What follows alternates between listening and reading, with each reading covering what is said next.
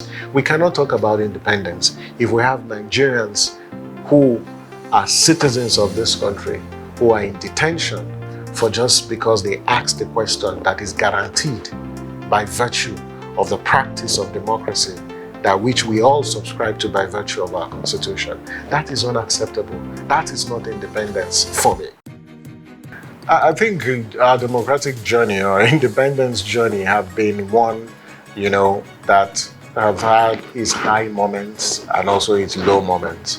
And when you think about high moments, it's the fact that yes, we've had periodic elections, even though election does not signify democracy, but we've had, elections, and our elections to a large extent have been improving until recently, where we're beginning to see a resurfacing of old tactics of election manipulation, show up in our electoral process, and that's really one of the sore points. But if you look at the level of citizens' engagement with the democratic process, you'll say from independence till date, there has been a remarkable shift. You have citizens who have become more conscious of their rights, who are engaging and they are demanding accountability. We've also seen democratic institutions being held to account, within our electoral process. We've seen governments reverse policies as a result of the push, from citizens. And so, to a large extent, we are independent, but that independence has not delivered on its promise. I'll give 3 examples. That in this entire journey, the whole notion of independence is to be what? To be stripped from external influence and how you shape your own domestic policy. I think to a great extent we've achieved that. But then, issues relating to our debts and the role of the IMF and the World Bank in shaping our economic policy still leaves us tied to the dictates of certain Western countries. That even you think about our economies, they're dictated by certain superpowers. And you look at issues around taxes, you look at issues around electricity prices, you look across our economy, you still see those vestiges of new imperialism or new colonialism. I think the second point about independence is whether as a nation we have evolved with a unique identity and ideology. And that is fundamentally lacking within our own space because we are so polarized. The ethnic fragmentation is quite high. Today we talk about all sorts of zoning. There are certain parts of our country that feel marginalized. There's a certain myth that there's a certain group of people who cannot, become president, or situations where there are certain religions and religious groups that are actually, in this tension and push and pull. But what is the Nigerian identity? What are our national values? And so, even though we're celebrating independence, but the level of nationalism and patriotism is at its lowest ebb. What is independence without patriotism? What is independence without nationalism?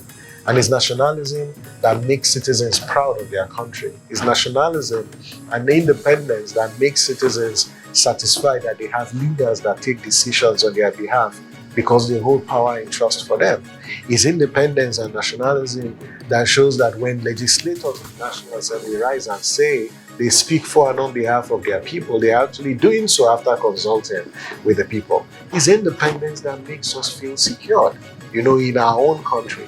It's one where justice, isn't for a selected few who can afford it, but that justice is for all, These are the issues that Nigerians are actually grappling with. And so when you think about independence, they're looking at independence from economic depravity, independence from political exclusion, independence from insecurity. Those are independence from bad governance. Because you look from our local level, you see how bad governance has crippled, the livelihoods of people. These are the fundamental issues.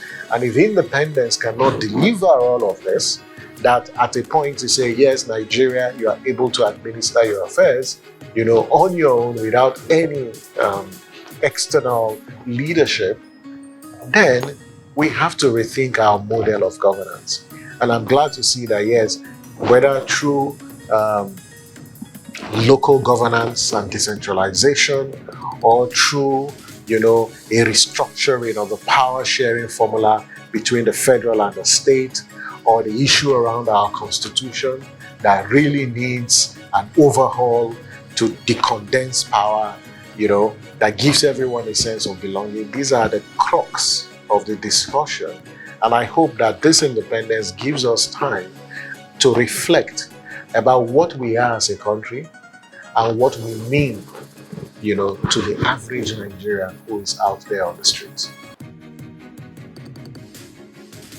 Well, it's a mixed bag. It's a mixed bag. The truth, presidentialism is quite expensive. It has its own pros, it has its own cons. And those advocating for to return to parliamentarianism, they also have their reasons, because you have the fusion of power, and then you have, an executive that derives from the parliament. I would say that we've spent so much on this system of government. And to be honest, the problem isn't the system. The problem is the people who run the system. Because you can switch to parliamentarianism if you still have this crop of political class who don't feel they are accountable to the people, who don't use power, political power, to advance the common good. You will still have the same issue. Because all systems, regardless of the protection mechanisms in place, all systems are susceptible to capture because they are run by human beings. So at the end of the day, is who are these individuals? Are they political leaders that have values, who respect the will of the people and don't want power at all cost? Or people who see politics, who see power, who see political leadership as an opportunity for primitive accumulation of wealth, and not necessarily using state power to serve the common good, to protect people or perform the real responsibility of state, which is catering to the welfare of people and also providing their security, or performing your own part of the social contract. So it's not necessarily about the system. I agree the systems have their own pros and cons. Yes, I totally agree. But then, it's about the people. Because you think about the presidential system of government, yes, we have a bicameral legislature. Some have said, why do we need a bicameral legislature? Why not just have one assembly? Because it will reduce the cost, of governance in the National Assembly. But I also say, you look at the states, you have a unicameral legislature. And the big question that we ask ourselves is, with all these structures, have we elected or manned them with people whose only interest is the common good? And until we raise politicians and political leaders who value transparency, integrity, excellence in service, and people who don't see public office as a tool to fight inter-elite wars, we will still remain where we are regardless of the system that we adopt. You can have credible elections with bad leaders, and you can have bad elections with at least good and responsive leaders. The big question of our journey is we've made remarkable progress in our journey. From 1999 to 2003 to 2007 to 2011, you cannot compare those elections because we have seen INEC as an election management body in these 7 election cycles improve on its professional competencies. We've seen an INEC that has improved in planning, in procurement, in managing, election administration. And so when you think about the professional and the technical competencies of the Electoral Commission, is greatly improved. The challenge, however, is that the more INEC improves on its professional competencies, the higher the political interference. So the question when we think about election administration, is it a technical problem or is it a political problem? And I say it's a combination of both. However, the political issues are actually higher. And that's why Justice Uwais in his recommendation said, we need to deal with the appointment process of INEC's leadership. That the whole process, the Constitution says, the president shall appoint, For the state's governors, they say the governors should appoint intersex. Our experience in the last, in our journey to independence shows that that's actually a tool that is used to capture the electoral commissions, because year in, year out, we see executive appointing, people who are politically aligned into the electoral commission. You cannot have better elections. You cannot have improved elections. You cannot have credible elections if they are superintended by people who are politicians or who are aligned with politicians. There's a reason why neutrality is a cardinal principle of election administration. Unfortunately, the political class have bastardized that entire appointment process. You also look at the process of discipline within the Electoral Commission, whether the INEC chairman and the commission can discipline resident electoral commissioners. They are not the appointing authority. And so how do we rejig our laws in a way that the issue about discipline of regs, is within the purview of the Electoral Commission? Because it makes no sense to me that you are the head of an institution, but you cannot discipline your staff in the institution when they err. These are some of the issues. We've seen a trend where in these years, we've spent more on elections, but the quality of our elections have also declined. It's not because we are not planning well. It's simply because politicians are interfering with the process. So the more we spend, the lower the quality. But we've also seen the introduction of technology, and that's something we must celebrate from. If you even voter registration, from optical mark down to the data capture machines. Then we had, the IVED, and then for electoral voter accreditation, we have smart card readers, and now we have the beavers. Then we also, had IREV. So we've seen this incremental use of technology, and all these technologies were introduced, to sanitize the process. But the more we introduce technology, the greater the encroachment of political actors to undermine the technology. And that is the saddest part, of our electoral process. We've said this, Yaga Africa, in our 2023, in our report, our final report on the 2023 elections, we said that technology is not a silver bullet. It takes more than technology to fixing the challenges of our electoral system, because you need the personal integrity of whoever is manning those machines. Machines are also susceptible to manipulation. And this is why Raila Odinga from Kenya did say that we have to be careful about the incremental use of technology for our elections, so we don't end up with computer-generated leaders. Because just a click of a button or just, a click on the keyboard can alter figures in an election. So it's not necessary. Technology is a tool that enhances the integrity, but we cannot say that technology is a silver bullet. It's not.